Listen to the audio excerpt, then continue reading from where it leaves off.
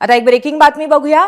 कळवणमध्ये प्रधानमंत्री शेतकरी सन्मान योजनेमध्ये बांगलादेशी लाभार्थी आहेत का, असा एक मोठा प्रश्न आता उपस्थित होतोय। योजनेमध्ये 181 बांगलादेशी लाभार्थी असल्याचा किरीट सोमय्यांचा दावा आहे। किरीट सोमय्या आज नाशिक जिल्ह्यामध्ये कळवणचा दौरा करणार आहेत। कळवण कृषी कार्यालय पोलीस स्टेशनला सोमय्या भेट देणार आहेत। नाशिकच्या पोलीस महानिरीक्षकांचीही ते भेट घेणार आहेत। बांगलादेशींच्या शोधासाठी सोमय्यांचा मोर्चा आता मालेगाव नंतर कळवणकडे वळलाय।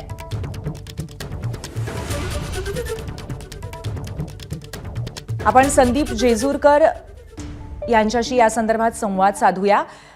किरीट सोमय्यांचा हा जो मोर्चा आता मालेगाव नंतर कळवणकडे वळलेला आहे, त्याबद्दल आपण आणखीन काय आपल्याला कळू शकतं?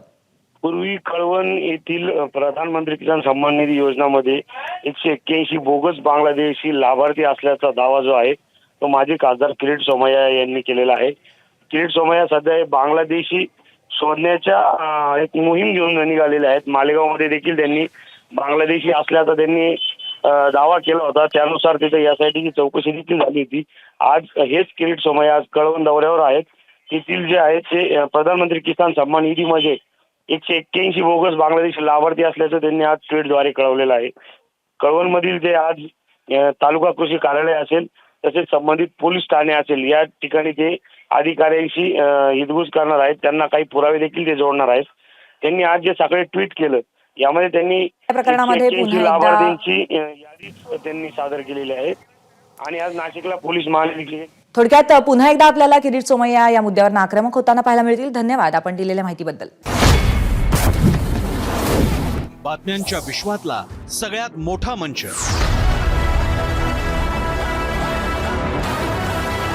अचूक, थेट आणि निष्पक्ष बातम्यांच्या त्याच जगात पुन्हा येतोय आणि घेऊन येतोय चर्चा जनहिताची। नमस्कार, मी प्रसन्न जोशी। आता भेटूया 0 आवर मध्ये सोमवार ते शुक्रवार रात्री 7:56 फक्त एबीपी माझावर। एबीपी माझा, उघडा डोळे बघा नीट।